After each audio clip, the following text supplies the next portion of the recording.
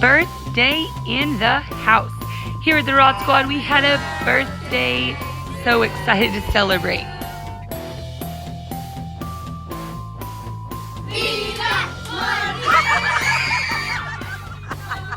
For those of you who don't know, this year I actually have a goal in the kitchen to make all of my family's bread products. So for the birthday boy's birthday dinner, he wanted hamburgers and hot dogs. So I got in the kitchen to make some hamburger buns and hot dog buns. This is one of those recipes I actually started practicing last year, so it didn't quite seem overwhelming or too much to make them. I was actually pretty confident about them. It's a very easy recipe with little to no rise time. So I had made my dough, and you go right from making your dough into forming your bun. So it's a very quick process.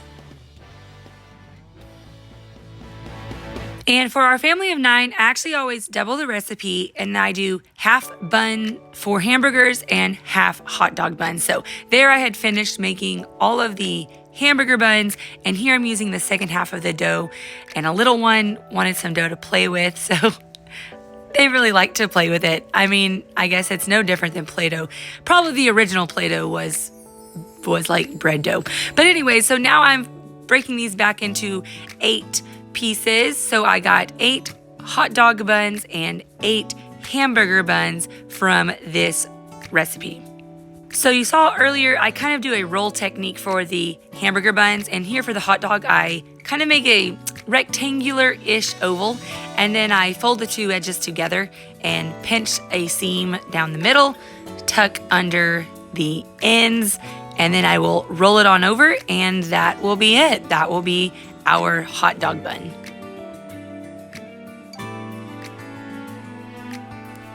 And it honestly is pretty fun. I think we underestimate the fun that adults can have. Like, my kids often ask me what I like to do, like what do I play? And I'm like, well, I don't like play toys the way y'all do, but honestly, this was really fun. It's fun to like create something from ingredients and like see the fruits of your labor. But anyways, I covered them for about 10 minutes, and then you uncover them and you put an egg wash on them. So Josiah had to come in and help, of course, because it was his birthday. So he was very excited to, as he called it, paint the dough. So you do want to make sure and not get too much where it puddles underneath the dough, because it will cook and make like an eggy, weird crust. I know, because I have done that. I tried it and I kind of messed up a little bit, and I learned from it.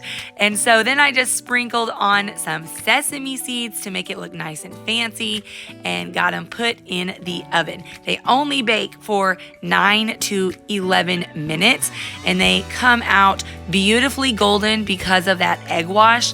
They're just so much better than store-bought. It's so fun and so inexpensive and such more quality ingredients. So there's our homemade hamburgers and fries. We even had some fresh pickles from a friend's garden. The kids are the one that made and decorated the birthday cake, and all in all, it was a super fun birthday. Hey you guys, welcome back to the Rod Squad, where here in 2023, we are working towards the goal of making all of our bread products at home, and today is the day for tortillas. So January was filled with sandwich bread and hot dog buns. Moving into February, I decided to try my hand at some homemade tortillas. Now, I will say, these did not turn out exactly how I would like them, but it was my second time ever in my life making tortillas, so I know it will only get better from here. So when you try something, it doesn't have to be something in the kitchen.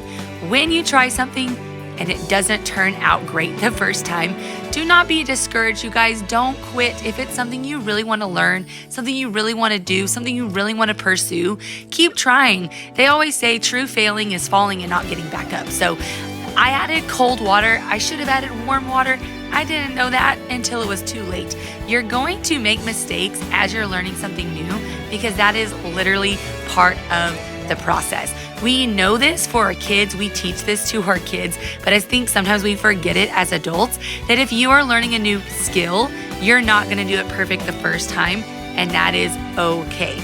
These were definitely edible. We didn't throw anything away. I'm definitely not one for wasting, but I will change some stuff in the future. I'll try a new recipe, but all in all, I was pretty proud to have some tortillas freshly made on the table. I also don't really have any fancy products. I did not have a tortilla press, but I found this on the internet. In the vastness of the internet is to use a Ziploc bag and a pie dish. So it was a joint effort. I had Amaya there helping me. Guillermo was behind me over there flipping the tortillas. So she's pressing, I'm rolling, he is flipping. All in all, it turned out to be a pretty fun family occasion.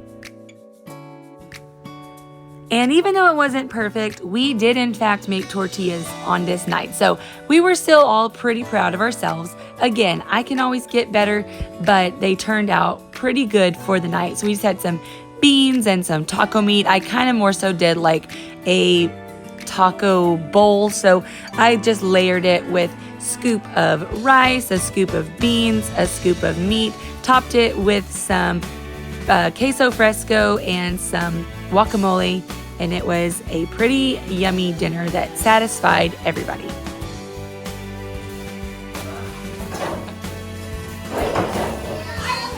Hurry, Daddy, hurry, it's coming, incoming!